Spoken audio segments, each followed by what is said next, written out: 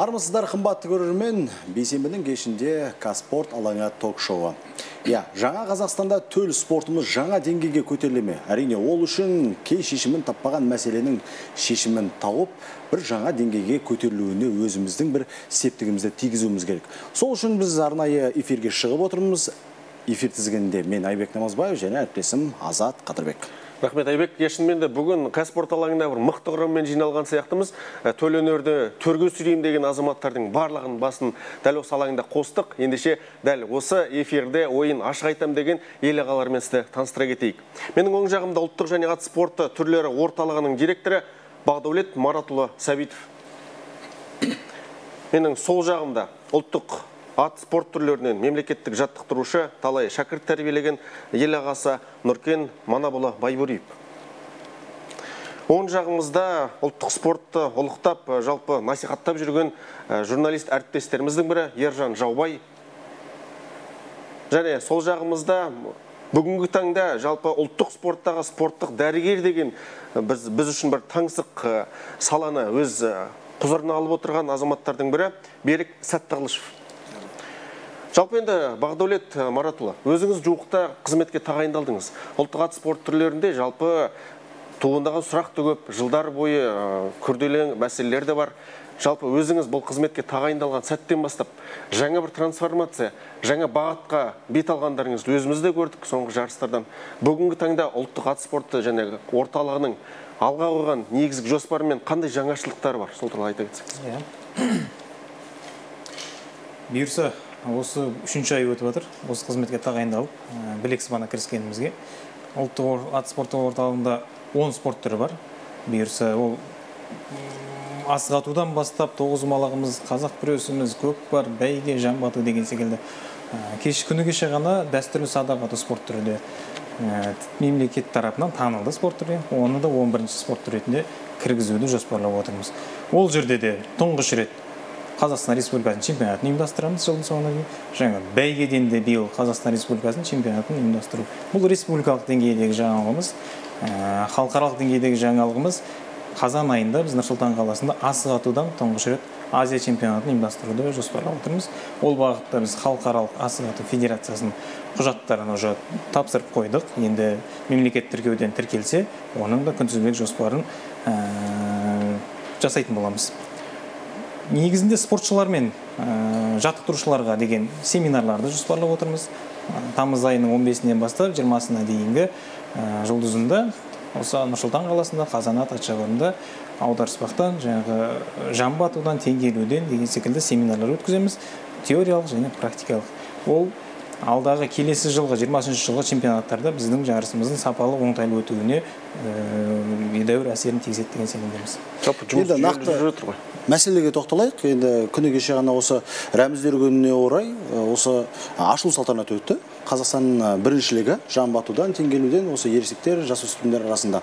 Енді жасырмаймыз, ұйымдастырушылығы жағы өте бір ақсап тұрған сияқты. Себебі өзімізде бір куә болдық. Жарыс 11-де басталу керек, жарыс сағат 12-де 1-де басталды. Бұл жерде әрине Атшабардың әкімшілігі мен ұлттық спорт өкілдерінің жалпы осы жерде бір келісе алмаушылығы, Атшабардың осы бір тоқ бермеуі, осы бір спортшыларды күттіріп қойды деуге болады. Жарыс тамашалауға келген жанкүйерлер де бір өздерінің бір наразылығын білдіріп жатты. Бұл енді алдын ала келісілмеген дүние ме деп бір кейде ой туындайды. Бұл жалпы біздегі бір күнтізбеліктен өзі түспейтін бір сұрағымыз бар. Мынау Атшабардың ипподром дейміз ғой, жаңа Атшабардың аздығы, ең болса кемдігі дейміз ба. Көп Атшабарлар бізде жекенің қолында. Біздің үкіметтің қолында ешқандай Атшабар, мысалы Астанадағы, осы Қазақстандағы бетке тұтар жаңағы Атшабарымыз, ипподромымыз, ол да жеке меншіктің қолында болғандықтан, яғни ол кісілердің де талабын кей кезде орындалмай, яғни біздің талабымызды олар уақытысында орындалмай, сондай бір әрине келеңсіз болады. Бұл жеке болғаннан кейін мына бағытта или осы жоспарланған жоспар бойынша жүресіңдер деп кесіп айта алмаймыз. Ал жалпы Атшабардың жаңағы жарыс алаңдарын жүргізуге спортшыларға жағдай жасалды. Бірақ жаңа ғана техникалық сұрақтардың біразы уақытылы шешілмей, бірақ енді 1-2 сағат, жарты сағатта кешегілдеген уақыттар болды. Дегенмен чемпионатымыз өзінің бекітілген ережеге қарай сапалы түрде өтті. Спортшылар өздерінің дайындығын, шеберлігін толық көрсете алды. Түсінігіміз бойынша жарысты өткізген сәтте, мысалға ат спорты жәнегі өкілдері атшабар жалға алады ғой. Жалпы бұл жәнегі жүйе қалай жүзеге асады? Жалға алады, мысалы ат қоралары дейміз ғой, жаңа аттың өзінің тұратын орындары бар, арнайы. Оларды жаңағы облыстан жаңағы өңірден келгендер чемпионатқа қатысу үшін келіп жалға алады. Белгілі өзінің бағасы бар қойылған ипподром, соны жалға алып, сонда аттары тұрады. Мысалы биыл чемпионат 3 чемпионатымыз қатар өтті. Өткені облыстардан, өңірлерден келетіндердің жаңағы аттарына да өздеріне ыңғайлы болу үшін бір жерде өткізу, осы Астана қаласында өткізу болып шешілді. Яғни аттарды келіп орналастырды. Ересектер арасында чемпионат жамбы теңгеден, жастар арасында, одан кейін жасөспірімдер арасында 3 жас ерекшелігінде чемпионат өтті. Әрине әр уақытысымен күніне төлейтін өздерінің енді жалдап алатын бағасы бар, сонымен жалдап алды. Ол жаңағы аттар тұратын жағы. Енді сосын ол жекенің болды, сосын ол Атшабарда тағы да жаңағы құрылыс нысандар жүріп жатыр. Сондай жақта жаңағы бір келеңсіз әрине уақытты созу, уақытпен жаңағы басталмау себептері болды. Бірақ уақытысында енді осы қауымдастығымыз бар, ұлттық спорт қауымдастығының өкілдері біз бар, әйтеуір соны шешуге тырыстық, шештік и чемпионатымызды уақытылы бітірдік. Әріптесім, сіздің сұрақтарыңыз оңында, жауабын толықтырып кетейіңіздер. Біз жылдың басынан бастап бірнеше чемпионаттармен зерттедік, өту барысын. Неге біз тікелей араласпадық? Өйткені осы күнге дейін бұл ұлттық спортта ғана емес, бүкіл спорт түрлерінде ресми мәдениет және спорт министрлігінде тек қана біз диплом мен медальді ғана береміз дағына, қалған іс-шара өтудің бәрін аккредиттелген республикалық федерациялар. Біздің сол жерде қауымдастығымыз бар, қазақ күрес ассоциациясы бар деген сияқты, солар ұйымдастырып келді. Енді біз қаншама чемпионаттарды негізі ересектерде ғана көбінесе көңіл бөлініп келеді. Жасөспірімде жастардың барлық чемпионаттары тіпті сіздерді шақыруға да ұятты жағдайда өтіп жатыр. Ол енді соның бәрін зерттей келе, анализ жасай келе, біз министрлікке ұсыныс жасадық. Келесі жылдан бастап ұлттық спорттың барлық түрінен, барлық жас ерекшеліктерінен Қазақстан Республикасының ресми чемпионаттарын ұлттық және ат спорт түрлері орталығы өткізсін деген. Одан қолдауда таптық, оны арнайы біз бюджетке де тапсырыс беріп қойдық. Келесі жылдан бастап, жаңағы сіздер айтқандай аренда дейміз, сібеті жоқ болып қалды, басқасы ондайдың бәрі өтпейтініне біз уәде береміз. Өйткені жеке оған бағыт, жеке бағдарлама дайындық. Жақсы түсінікті. Осы кезде ұлттық спортқа қалам тербеп жүрген әріптесімізге сұрақ қойшы, Ержан мырза. Жалпы мынандай сұрақ туындайды. Біз мысалға көз үйренген бәсекелер, мысалға Қазақстан чемпионатын айтайықшы осы жолға. Қазақстан чемпионаты мысалға өтетіні туралы халық бейхабар. Ол бір екіншіден жалпы мысалы қарт құрлықта жаңағы ат жарыстар қалай өтеді? Смокинг, көлік киген, мысалға әдемі бастарына бас киінбеген, шляпа киген кісілердің бір керемет демалыс алып, бір аттардың жаңағы жарысынан ләззат алатын сәт ретінде өтеді. Ал біздің жалпы Қазақстандағы жалпы біздің қауым ат бәйгесіне байланысты. Өзіңіздің пікіріңізді айтыңызшы. Бұл жерде бір нәрсені ашық айту керек. Және Нұркен аға айтып отыр, ипподром мәселесі. Сіз бірінші ипподромды сайлап алу керек. Егер сіз шетелдегідей, Европадағыдай ат бәйгесін көргіңіз келсе, сіз бірінші ипподромыңыз соған сай болу керек. Сосын кейін ұлттық спорт дегенде көп адам мынандай түсінеді. Бір қазақтар өздері жиналып алып, шайын ішіп отырып, атын жарыстырып қана отыратын жерде. Соңғы Экспо кубогынан кейін соңғы рет Астанадағы алаң кеше ғана толды. Елорда кубогында ғана толды көрермен, халық. Біріншіден, бізде Алматыда ғана үлкен ипподром бар, Астанада ғана. Астанадағының өзінікі 1300 ғана метр. Ол жарыс алаңымен есептеледі, сосын кейін көрерменнің сыйымдылығымен есептеледі. Ал рас насихаты кемшін, өйткені бұған дейін отчет үшін өткізіліп келген ұлттық спорттың түрлерінен сайыстар, кез келген спорт түрінен сайыс отчет үшін ғана анау жылдың басында календарный план, жаңа күнтізбелік жоспар бекітіледі. Сол жоспарда бекітілген дүние қарсы игеріліп өтті деген анау белгі қойылу үшін ғана өтіп келген. Ал енді мысалы соңғы үш бәйгені қарасаңыз, ұйымдастыруы, жарнамасы, оған насихаты жаңағы осындай уақытта өтеді деген секілді, соның бәрі жақсы жолға қойылып келе жатыр. Енді осы жерде мен бір әріптестеріме сұрақ қойғым келіп тұр, Нұркен аға мен Бақдәулетке. Жаңа Бақдәулет айтады, мысалы бұған дейін ұлттық спорт ұйымдастырып келді, біз соған қатысушы ретінде. Жалпы ұлттық спортпенен орталықтың қандай айырмашылығы бар? Егер жарысты сіздер ұйымдастыратын болсаңыздар, сіздер өткізетін болсаңыздар, бұл орталықпен мүмкін екеуін біріктіре салу керек шығар. Жалпы қауымдастыққа біздің ұлттық спорт орталығы енді қазір толықтырылып, ересектер арасында барлығы бір жерге топтастырылды. Бұның жаңағы ұлттық құрамамен, енді басты міндеті ұлттық құраманың жабдықтаумен және олардың жарысқа қатыстырумен айналысып жатыр. Ұлттық қауымдастық бұл жаңағы үлкен бәсекелерді ұйымдастыру жағына қаржы соған бөлінеді. Солар бөлінеді. Және жаңағы сапалы өту жағы дедік қой, жаңағы айтып жатырмыз, соған көңіл бөледі. Ал спортшылардың спорттық ережемен өтуі, қадағалауы біздің міндетіміз. Яғни спортшыларды іріктеу үшін олардың шеберлігін арттыру, олардың жаңағы қатысуы, облыс өңірлерден қанша команда қатысу, ол өңірлердегі сол командалардың дайындығы, міне біздің бас жаттықтырушылардың жаңағы жұмысы. Енді чемпионаттардағы көп ережелеріміз, мысалы халықаралық жарыстардың ережелеріне сай өткізіледі. Өйткені ұлттық құрама сол жерден жасақталады. Ұлттық құраманы жасақтау үшін біздің жарыстардың спортшылардың шеберлігі жаңағы ресми чемпионаттарымыз сапалы өту керек. Мінекей біздің жұмысымыздың басты бағыты сол. Ал қауымдастықтың жаңа бағыты жалпы жарыс өтетін жерді, өтетін уақытты белгілеу, соны жабдықтау және жаңа жарнамалау, дамытумен айналысады.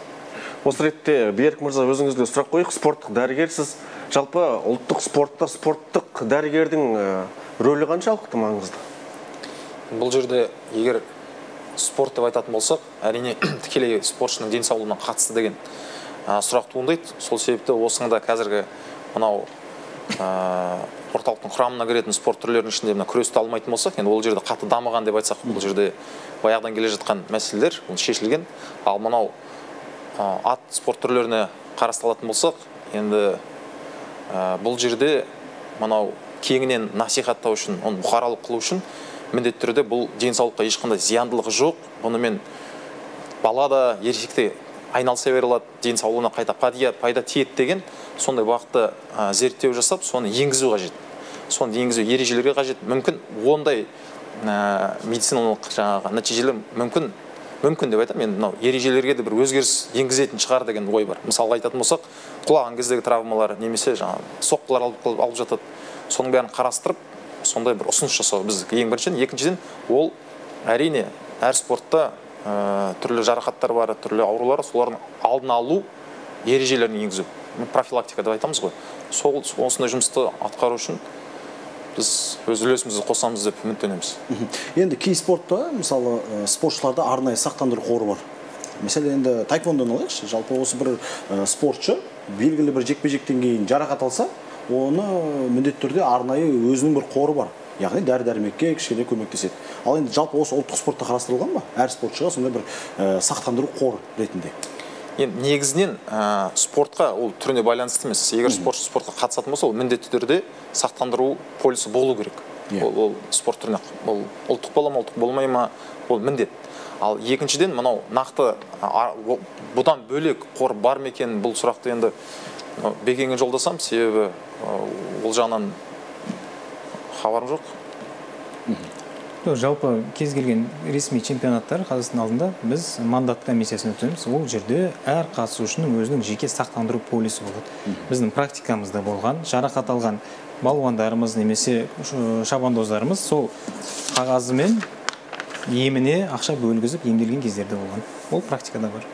Ешқандай мәселе жоқ. Жалпы енді мынау бір ойға сыймайтын мәселе бар. Қазақстан біріншілігі жалпы жүлде қоры 1,5 миллион. Енді күні кеше ғана өткен елорда кубогының жүлде қорын алып қоятын болсақ, енді бұл жер мен көктей 20 миллион. Енді бұл жерде ой келеді. Мәселен енді нағыз бір Қазақстан біріншілігіне мықты деген шабандоздар келмей, керісінше жеке ұйымдастырған бір бәйгелерге қатысатын сияқты. Мысалы енді жалпы ана эфир барысында да өзіңіз айтып қалдыңыз, кей өңірлер жарысқа қатыспай жатыр деп. Мүмкін содан шығар. Мысалы бәйге спортын алатын болсақ, бәйге спорты бұл жекелей адамдардың спорты болып есептеліп отыр. Өйткені бәйгеге жүлде қоры болмаса, ол бәйге өтпейді. Яғни жүлде қоры қойылу керек. Сол жүлде қоры, жаңағы жүлдеге байланысты ат бапкерлері атты дайындайды. Оған шабатын спортшы бала, жәке дейміз ғой, жаңа шабандоз балдарды дайындайды. Ол жерде жас ерекшелігі бәйгеге шабатын балдардың енді белгілі ғой. Мысалы 8 жас пен 11-12 жастың арасындағы балдар. Бұл жеке спорт түрі болып есептеледі. Сондықтан ал біздегі көкпар, аударыспақ, жамбы ату, теңге ілу деген бұл жаңа өзі әр спорт мектебінің құрамында бар нәрсе. Бұлар командалық түрде де болады. Кәсіби деңгейде. Кәсіби мамандар айналысады, кәсіби спорт болып есептеледі. Сондықтан кәсіби спорт түрінде чемпионаттарда, ресми чемпионаттар өтеді. Сол кезде жаңағы өздерінің жүретін жаңағы жүлделі орындарға жүретін проценті бар. Жаңағы жаттықтырушысына жаңа айлық есебінде қосылады, және спорт шебері деген атақтар беріліп жатыр. Мысалы бәйге спортынан соққа шейін арнайы ресми чемпионат өткен жоқ. Енді биылдан бастап мінекей қолға алынып жатыр. Жүлде қоры басқа спорт түрлерін алайық, ат спорт түрлерінен басқа спорт түрлерінде мысалы ресми чемпионаттарда жүлде қоры деген сыйлық берілмейді ғой. Тек қана жаңа медаль беріледі, диплом беріледі басқа. А бізде енді ат бар ғой. Бізде бір жарысқа 2 спортшы қатар қатысады десек те болады. Біреуі жаңа спортшы адам, екінші атты спорт. Сондықтан жаңа аттың тері дейміз, қауымдастыққа жаңағы өздері сондай жаңағы ұстабына кіргіздіріп, солай өздері жүлде қорын бөліп отыратын жаңағы ұсыныстарын беріп, сондай жүлде қорын алады. А жүлде қорлары әр чемпионатта әртүрлі болуы мүмкін, жеке жаңа жас ерекшеліктеріне қарай. Мысалы халықаралық жарыстарда қомақты болады әрине. Әлем чемпионаты, Азия чемпионаттарында мысалы қазірге бәйгеге қойылып жатқан жүлделердің өте одан 2-3 есе көп деп қойылып жатқан шаралар бар. Сондықтан жалпы спорт мектеп, спорт клубтары бар ғой, арнайы ашылған осы ұлттық спорт түрлерінен. Қазір Қазақстан бойынша 13 спорт мектебі жұмыс істеп жатыр. Ұлттық ат спорт түрлерінен 7 спорттық клуб жұмыс істеп жатыр. 9 жаңағы бөлімшелер жұмыс істеп жатыр. 2 орталық жұмыс істеп жатыр. Сондықтан барлығында ресми жарыстарға әрине көп көңіл бөледі. Ұлттық құрамаға кіруге тырысады. Міне мақсаты солай болып жатыр. Мақсат жаңағы жүлдеге қойылған ақшаны алу емес, мақсаты спортшылар және қосалқы спортшылар дайындау деген жаңа өздерінің жоспарлары бар. А бәйге спорты ол жүлде қорына байланысты шабып отырады. Қай жерде жаңа мысалы Алматы облыстарында, оңтүстік өңірлерде үлкен жүлделер қойылып, жаңағы шип дейміз ғой, үлкен машина, автокөліктер қойылған жүлделер, сондай бәйге түрлері бар. Оған жаңағы арнайы дайындықпен бар. Мақсат солай жүлде алу. Мысалы бәйген екен. Жаңа өйткені неге бәйгеге көп қойылады жүлде қоры, басқа спортқа неге аз қойылады? А басқа спорт ол бағыты, мақсаты бәйге қарағанда басқа. Нұркен аға, осы ретте сөзіңіз аузыңызда. Мысалға Қазспорт телеарнасы көкпардан Әулиеата жерінде өткен Қазақстан чемпионаты барлық кездесулерін эфирде өткіздік. Осы жерде тамашалады, көрермендер де көрді, бір жоғары сұранысқа ие болды бұл көрсетілім. Бірақ бірнеше өңірдің және бой көрсетпегенін тамашаладық. Оның ішінде чемпиондық және тақтан таймай жүрген бірнеше құраманың соңғы жылдар өнер бой көрсетпей жүргенін тамашаладық. Сізден жауап сұраған кезде бұл енді бұл сұрақтың жауабына кім жауап бере алады? Бұл енді өкінішке орай ондай аймақтар бар, облыстар. Мысалы дамымай жатқан өңірде айтсақ, оған да келмейді. Мысалы қорытынды жиналыста былтыр алқа мәжілісінде айтқан болатын Шығыс Қазақстан облысы. Шығыс Қазақстан облысы осыдан 5-6 жыл бұрын осы ұлттық ат спорт түрлерінің комбинаты десек те болатындай жағдайда үлкен спорт мектебі болды. Қанша осы біздің ұлттық құрама команданың көкпар аударыспақтан әсес басым көпшілігі спортшылар сол Шығыс Қазақстан облысы құрайтын. Азия чемпиондары шыққан, жаңағы жоғарғы ұлттық дәрежедегі төрешілердің басым көпшілігі сол Шығыс Қазақстанда болатын. Өкінішке орай соңғы жылдары сол спортшылар бар болғанымен, команда болғанымен чемпионаттарға қатыса алмай жатыр. Енді осы эфир барысында да айтып қалайын, сол өңірдің азаматтарына, ұлттық спорттың басында жүрген азаматтар, спорт басқармалары, әкімдігі бірнеше хаттар да жазылды қауымдастық тарапынан. Бірақ дегенмен ол қолға алынбай жатыр. Қай спорт түрінен болсын, осы ат спорт түрлерінен соңғы 3 жылда чемпионатқа қатыса алмай жатыр. Жамбы атуымыз бар, теңгелуіміз бар. Енді бұл жерде өкінішті дейтінім, ол жақта спортшы жоқ болды емес, бар ғой. Жаттықтырушылармен әлгіден хабарласып тұрам, команда дайындап жатырмыз, шығуға қаражат жоқ. Яғни бар қаражатты басқа жаққа бұрып жіберді, сондай мақсаттармен шыға алмай жатырмыз.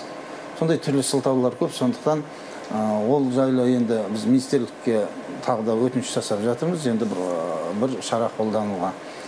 Жалғыз Шығыс Қазақстан облысы емес, Қостанай облысы. Қостанай облысына өткенде барып, әкім орынбасарымен сөйлестік. Онда спорт мектебі ол жақта 18-ші жылы ашылды. Жалпы қазір чемпионат ресми жарыстарға көкпар аударыспақ түрінен қатыс бастады. Жамбы, теңгелу, әлге дейін спортшылар шықпай жатыр. Неге шықпай жатыр? Жалпы ол мектепте болдық, көрдім. Арнайы жаттықтырушылар бар. Жұмыс істеп жатыр, жалақы алып жатыр. Дегенмен жаңағыдай белгілі бір топ ашып, балаларды үйретіп, соларды жарысқа дайындау жаңағы жұмыстарын көре алмай отырмыз. Облыс деңгейінде ғана ғой. Облыс деңгейінде ғана жаңағы ресми жарыстарға шыға алмайды. Соның әлде де көп жұмыстар бар. Сонда балдарды не үшін даярлап жатыр деген сұрақ туындайды ғой енді осы ретте. Енді бұл жерде әрине жарысқа қатыспаса, олар дайындайды, оның шеберлігін ары қарай арттыру үшін, олардың сапасын көтеру үшін, және де деңгейін көтеру үшін, жалпы сол өңірдегі спорттың сол дамуына себеп болатын ол бірден бір себеп, ол жарысқа қатысу, сол жерден жүлделі орын алу, оны насихаттау. Бұның бәрі сол өңірдің дамуына себепкер болады. Біздің енді басты міндетімізде мына бұқаралық спорт дамыту деген біздің міндетіміз, ол неден түспейді жоспардан. Сондықтан ресми чемпионаттарға келген команда облыстар бар, қалмайтындар мысалы. Ол келіп қатысқан бір бөлек. Және қазіргі біздің талап қойып жатқан талабымыз ол өңірлерде іріктеу жарыстар қалай өтіп жатыр. Міне мақсат сода. Өйткені жергілікті балалар атқа мінсе дейміз. Солар дайындықтарын көрсе, сол іріктеу жарыстары өтсе, сонда қолға алып жатырмыз. Ол да жақсы, қазір жаман көрсетіс емес. Әр жерде өзінің облыстардың спартакиадасы, іріктеу жарыстары өтіп жатыр. Оған кейбір өңірлер арнайы біз шақырады көрсін деп. Міне қазіргі Ақмола облысында облыстық спартакиада қазір өтіп жатыр. Мысалы, бізге шықты, басқармада мысалы төреші керек деп жіберіп жатырмыз, қазір жақсы өткізіп жатыр. Алматы облысы, мына оңтүстік өңірлер әр іріктеу жарыстарын, ресми жарыстарын облыс көлемінде хабарласып отырады. Кей кезде бір жаңағы өздерінің арасында, командалардың арасында бір не болмасын деп жаңағы төрешілер сұрайды. Арнайы төрешілерімізді жібереміз, жаңағы әділ өту үшін, жаңа ережеге сай өту үшін. Сондықтан сондай жұмыстарды қарқынды жүргізбесек, қазір тоқтап қалуы мүмкін. Жаңағы облыстарда Шығыс Қазақстан, Қостанайымыз бар, басқа да өңірлер бар. Енді соңғы жылдары Ақмола облысы кешігіп жүр. Ақмола облысы енді көкпар спортынан чемпионатымызға қатыса алмай жатыр. Оларда да команда дайын, бірақ қаражат жоқ.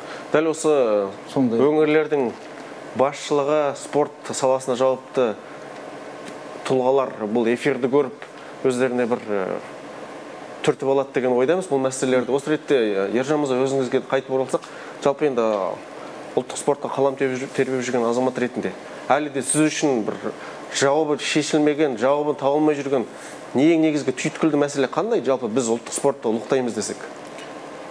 Көп қой. Мысалы, жайлап келе жатыр енді.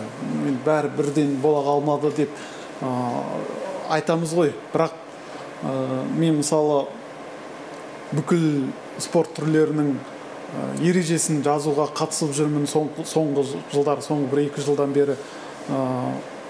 Бұрынғыға қараған кезде жақсы жолға қойылып келе жатыр. Бірақ жаңағы бәйге мәселесі, мысалы сіздер айтып отырсыздар, неге жүлде аз, неге қатысушы аз деп. Мысалы қазір жеке адамдар өткізген бәйгелерге мысалы 2 бөлмелі үйге дейін тігілді. Мысалы былтыр Маңғыстауда өткен бәйгеде Астанадан 1 бөлмелі үй тігілді. Қарағандыда өткен бәйгеде мысалы 2 бөлмелі пәтер тігілді.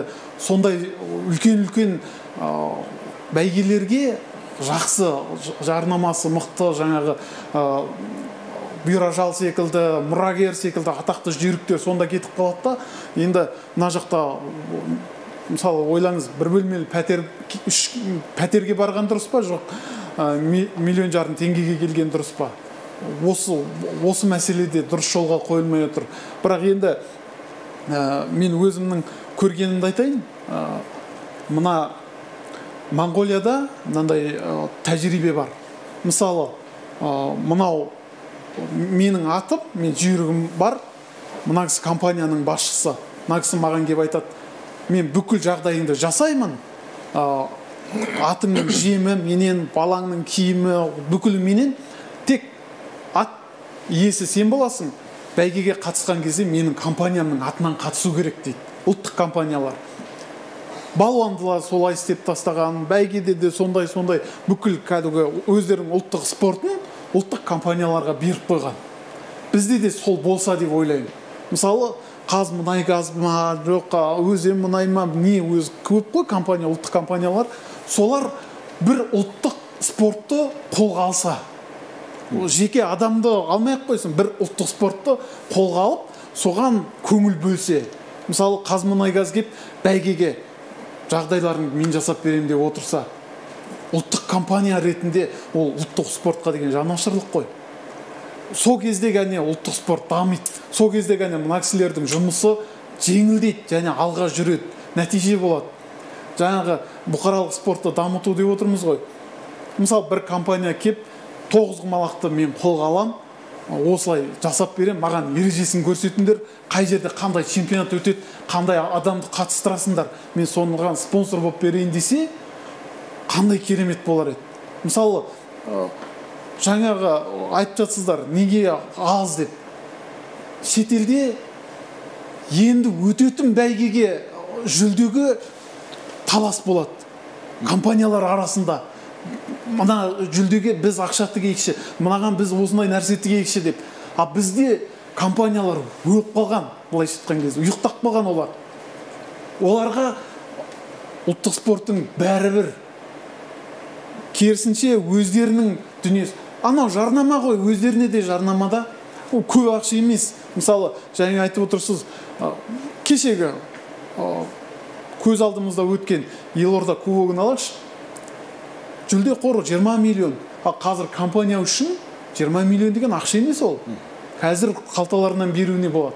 Сондай бір өздеріне де жарнамаға тиімді, біздің ұлттық спортымызға да өркендеуіне тиімді бір нұсқаларды болса деп ойлаймын. Енді насихат жағынан келген кезде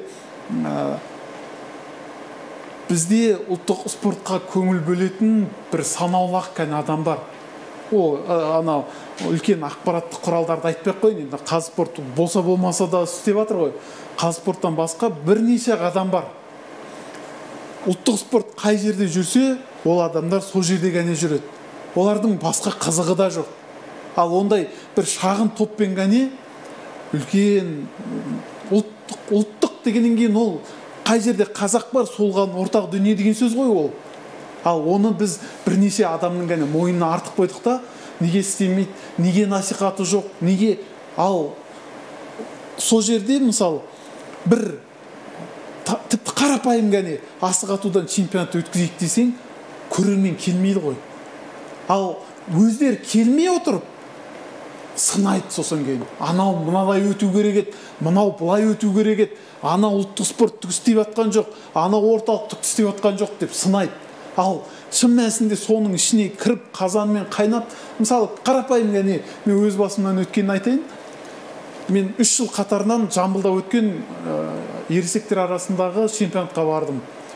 Мысалы Жамбылда аяғын мына жерінен келтіріп, батпақ кесіп жүріп, соларды фотоға түсіріп, ақпарат сол уақытында беруге тырысасың да, ал оған басқалар келгісі келмейді. Өйткені қызық емес ол. Ал біз қызықтыра алмай отырған шығармыз мүмкін. Бірақ ұлттық спорт дегеннен кейін кез келген адам өзінің ұлттық дүниесіне жанашырлықпен қараса деп. Ержан мырза, осы кезде жалғай кетейінші. Біздің бір санамызда, жаңағы сіз дұрыс айтып отырсыз, бір ұлттық спорт деген шаң топырақтың ортасында бір атшабарға жетудің өзі проблема, одан қайтудың өзі бір проблема. Ол не істеймін, қайтемін деген сияқты бір ұстаным қалыптасып қойған сияқты, жаңағы жарыстарды көрудің өз қолжетімділігі біз үшін, жаңағы көрермен үшін қаншалықты кедергі болып тұр қазір? Ешқандай кедергі жоқ. Егер шын мәнісінде көргісі келген адам үшін ешқандай кедергі жоқ. Алматыдағы ипподром Қазақстандағы нөмір 1 ипподром. Қаланың ортасында, оған бару үшін ешкім балшық кешпейді, ешкім андай күнге күймейді, былайша айтқан кезде. Кәдімгідей жаңағы сарапшысы жасалған шатырдың астында отырып тамашалауға келмейді. Ондай жерде сіз көрерменге неге келмейсің деп айта алмайсың. Өйткені олардың түсінігінде ол бір санаулы топтың ғана дүниесі деген ғана ой бар. Осы ретте спорттық дәрігерге тағы бір сұрақ жолдаңызшы. Берік мырза, қалай ойлайсыз? Мысалға, бәйгеге бір мектеп жасындағы балалар қатысады. Кей кездері ер бар, кей кездері жалаң атқа отырып шабады, жамыр болады. Мысалы, кей сәттерде қауіп басын былайша айтқанда қауіпқа тігеді ғой. Мектеп жасындағы балалар, кәмелеттік жасқа толмаған балалар. Жасты шектеу мәселесі қаншалықты сіздің ойыңызша жаңағы балалардың жаңағы өсіп келе жатқан денсаулығы үшін бұрыс не дұрыс болуы мүмкін? Ат спортында, бәйге түрлерінде. Бұл жерде мынандай түсінікті ұстану керек деп ойлаймын. Спорт деген кезде негізінен қай спорттан алатын болсақ, ол адамның денсаулығына зиян емес. Егер ондай адам дайындалған болса, іріктелген болса, қатысатын жарысына арнайы дайындықтан өткен болса, онымен мамандар айналысқан болса, ол жалпы оның денсаулығына ешқандай кедергі көрсетіп тұрған жоқ. Күдікті емес деп айтсақ болады. Ал егер де дайынсыз келген адам болатын болса, ол қаншалықты мықты болатын болса, әрине ол үшін ол қауіп төндіретін жағдай болады. Сондықтан бұл жерде мен жаңа алдын айтып өттім ғой, бұның тереңіне кішкене батып, мүмкін бір кішкене ережені өзгерту керек шығар деп ойлаймын. Бірақтан бұны мына жасқа рұқсат емес, жаңағы балаға рұқсат емес деп айтуға болмайды. Себебі қазіргі медицинаның түсініктемесі бойынша адам неғұрлым көп қимылдайтын болса, денсаулығына жақсы. Мысалы, осыдан 30-40 жыл бұрын деген жоқ, мынандай жағдайда тұру керек, жату керек дейтін болса, қазір ондай жоқ. Жүрекке жаңа операция отау жасаған кісілердің өзін 10 сағат, 12 сағат деген тұрғызудың амалын жасайды. Сондықтан кеңінен қимылдаған пайдалы. Тек қана бір ережелерін өзгерту керек шығар деп ойлаймын. Сол үшін арнайы бір ғылыми зерттеу өткізу. Мырзаның сөзіне қоса кетейін де, ешқандай жас шектеудің керегі жоқ. Өйткені мысалы біз атпенен ауылдарды аралап жүреміз, өзіміздің неміз бар, сондай атпен жүретін маршруттарымыз бар, бағдарларымыз. Сол кезде ауылға таяқ қалған кезде ауылдың балалары бірінші келеді бізге. Кәдуге 12-13 жастың балалары. Сосын кейін бір ғане несі бар, кері әсері бар. Шабандоз баланы табу қиын қазір. Ең басты мәселе осы. Бірақ кедергі ол да емес, кедергісі 12, 13, 14 жастан кейін жаңағы 45 килограммнан аспау керек, или 23 килограммнан аспау керек деген ана бәйге баланың өзінің салмақ несі болады, талаптар, көрсеткіші болады. Содан асып кеткеннен кейін ана бала ештеңе істей алмай қалады. Ол бәйге атын дайындайын десе, жасы жетпейді. Енді үлкен кісі болып, ал бәйгеге шабайын десе, салмақ немесе жасы асып кеткен, салмақ асып кеткен. Сондықтан осы ғана кедергі болады балаларға. Әйтпесе басқа кедергі жоқ негізі көп жағдайда. Енді басқа да ұлттық спорт түрлеріне тоқталайық. Енді менің қолымда тұрған мынау арқардың асығы.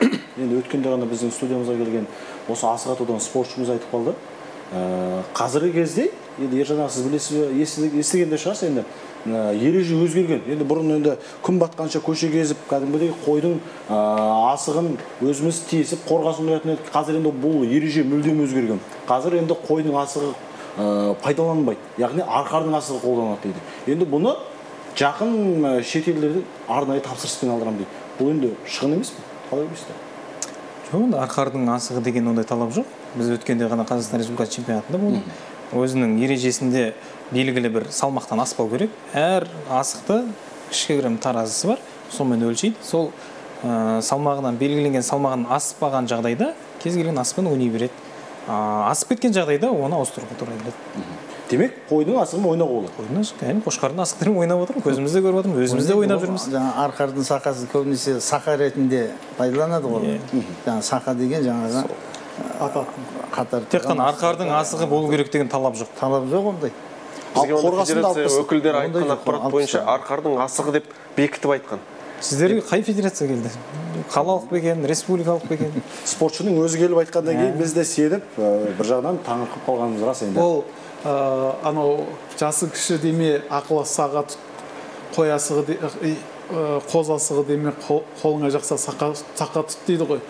Арқардың асығы ол оның ерекшелігі ана лақтырған кезде салмақты жақсы бағытын өзгертпейді, жақсы тиеді салмақты болғаннан кейін. Сол үшін ғана атуға ғана пайдалануға болады. Ал әйтпесе ол ондай ережені мен әлі оққан жоқпын.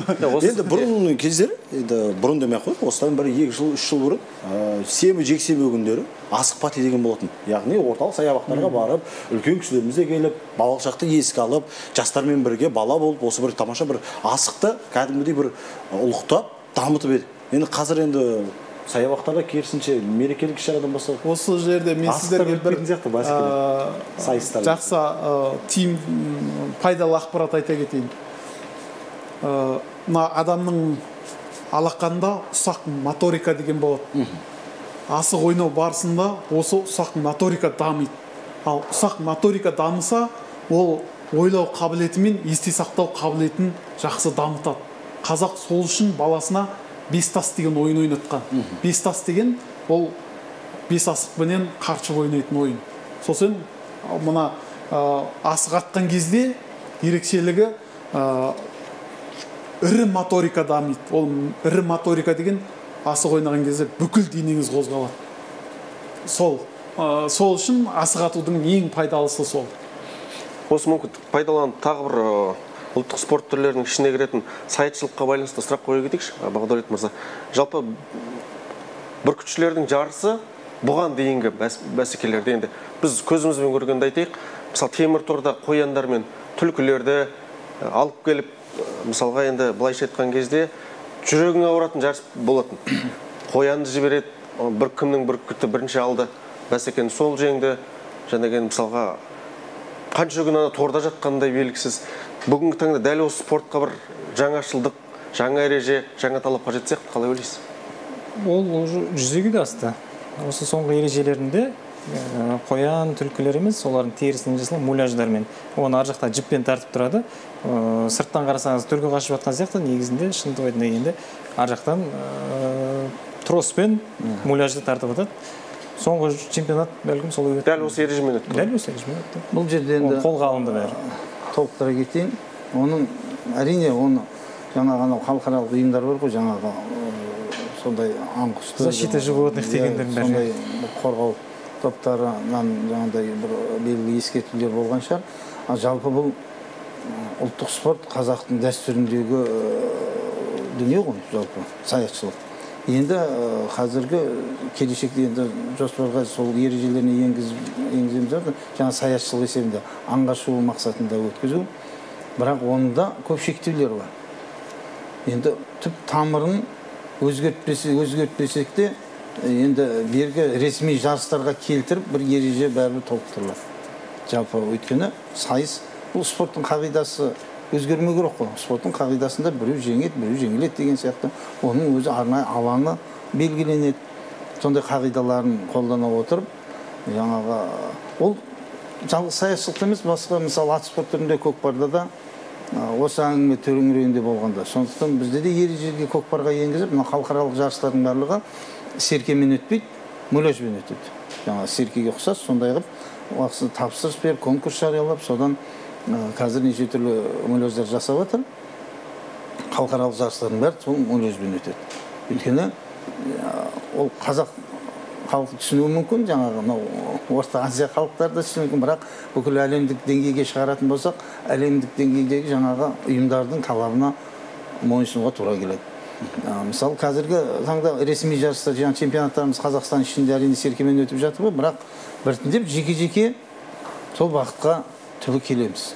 Сондықтан бұл әлемдік деңгейдің талабынан ешқайда асып кете алмаймыз. Сондықтан барлық спорт түрлері. Енді осы ретте бір мақтанышпен айтқым келеді. Енді қазіргі кезде ұлттық спортқа өзге де ұлт өкілдері қызығушылық танытып жатыр. Mesela енді көкпарда атақты ағайынды көпеңгілерді айтуға болады. Кеше ғана енді Жамбатуда бір ерекше көзге түскен Никита Черников деген азаматты ерекше көзім шалды. Өнері де бір ерекше. Кәдімгідей аттың үстінде садақ атып, нысанаға дәл көздеп жатыр. Енді тағы да басқа қандай жұлдыздар бар? Енді танып жатқан. Жастар мен жасөспірімдер арасында көптеп кездеседі. Қазір Ақмола облысы бар, Солтүстік Қазақстан облысынан жаңағы басқа ұлттың өкілдері аударыспаққа шығып жатыр қазір. Тимофеев деген бірнеше дүркін жастар арасында чемпионымыз бар аударыспақтан. Спорт шеберін ол Солтүстік Қазақстан атынан қазір шығып жүр. Сондықтан шығып жатыр. Оңтүстікте де бар балалар, Жамбыл өңірінен де шыққан спортшылар бар. Түркістан облысынан биыл жаңа көзге түскен жаңағы өзбек өкілінің жігіт аударыспаққа шығып күш сынасып жатыр. Сондықтан бұл халықаралық ешқандай неге тек қана бізде енді өзіміздің ережеміз бар. Енді ресми чемпионаттарымызға, турнирларға жаңағы басқа ұлттың, басқа мемлекеттен келіп қатысуға рұқсат жоқ, рұқсат етілмейді. Ол үшін өзінің талаптары бар, жаңағы азаматтығы болу керек деген сияқты басқа. Ал біздің жергілікті жердің басқа ұлттарына ол шектеу жоқ. Нұркен Манабұл, бағдарламамыздың аяқталуына санаулы сәт қалды. Тағы бір маңызды сұрақ, алда көшпелілер ойынына Қазақстан құрама сапынан қай спорт түрлеріне өнер көрсетеміз? Жалпы бұл бәсеке қай жерде қашан өтеді? Енді биылғы дүниежүзілік көшпелілер ойыны Түркияның Бурса қаласында ұйымдастырылады. Қыркүйек айының 28-і мен қазан айының 5 аралығында өткізіледі. Бірақ ресми ережесі әлі бекітіліп келген жоқ. Біздің естуімізше қазақ күресі мен көкпар 100% өтеді деп отыр. Одан бөлек те спорттарымыз кіруі мүмкін бағдарламасына. Біз енді осы айдан бастап көкпардан қазақ күресінің оқу-жаттығу жиындарын бастап кеттік. Оған қатысты біз спорттық витаминдеріміз бар, дәрумендеріміз бар, немесе экипировкаларымыз бәрін дайындап қойдық. Регламент қалай келеді, қалған спорт түрлерін жіберетін боламыз. Ержан мырза, өзіңіз ойыңыз қорытындылай кетсеңіз, соңғы мүмкіндіктің бірі. Енді ұлттық спорт деген кезде жалпы ұлт деген жерде кез келген Қазақстанның азаматы сол ұлттық дүниеге жанашырлықпен қарау керек деп ойлаймын. Ол ұлттық күрес па, ол ұлттық ойын ба, тіпті не бар, соның бәріне ұлттың өкілі ретінде, осы елдің азаматы ретінде жанашырлықпен қарау керек деп ойлаймын. Рахмет. Нұркен аға, алып қосарыңыз болса? Енді бұл жерде жаңада Ержан мырза астып айтып жатыр ғой, мынау жарнама. Жарнама барлық жерде енді қазір шама шарқымыз келгенше өтініштер айтып жатырмыз. Жаңағы шынымен ақ әр өңірдің жаңағы қазақ деген азаматтарымыз және де мынау әкімшіліктерге, спорт басқармаларына да айтылып жатқан ол жылдағы жоспар ретінде де айтамыз, былайша айтамыз, жарнама. Сол өңірде өтетін ресми жарыстар жарнамалау. Сосын өткеннен кейінгі жаңа жеңімпаздарымызды бәрін жаңа насихаттау.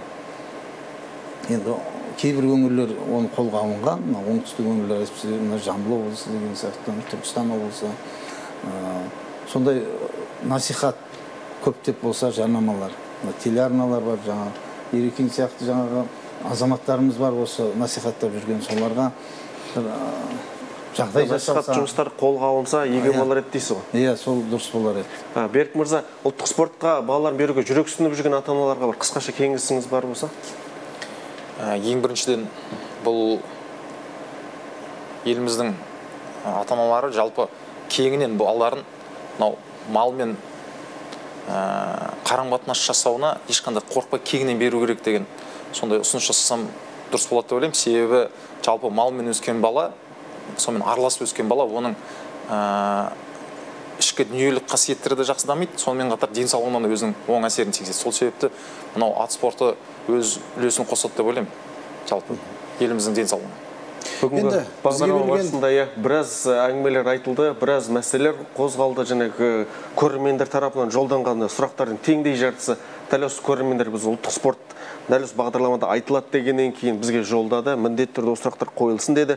Әсіресе және біз атап өткен бірнеше өңірлердің жаңағы халықаралық, республикалық бәсекелерге қатыспауы, алдағы уақытта дәл осы өңірлердің жаңағы ұлттық спортқа жауапты тұлғалары бұл мәселелерді бір жақты етуіне өз септігін тигізеді деген ойдамын. Әрине, енді оның барлық уақыттың еншісінде алдағы уақытта ішкі біріншілікте барлық облыстың мықты деген спортшылары қатысып, ұлттық спортымыз ұлықталып, жалпы осы жоғарғы деңгейге көтеріледі деген сенімдеміз. Қымбатты көрермен, бізге берілген уақыт осымен тамам. Келесі кездескенше аман сау болыңыздар.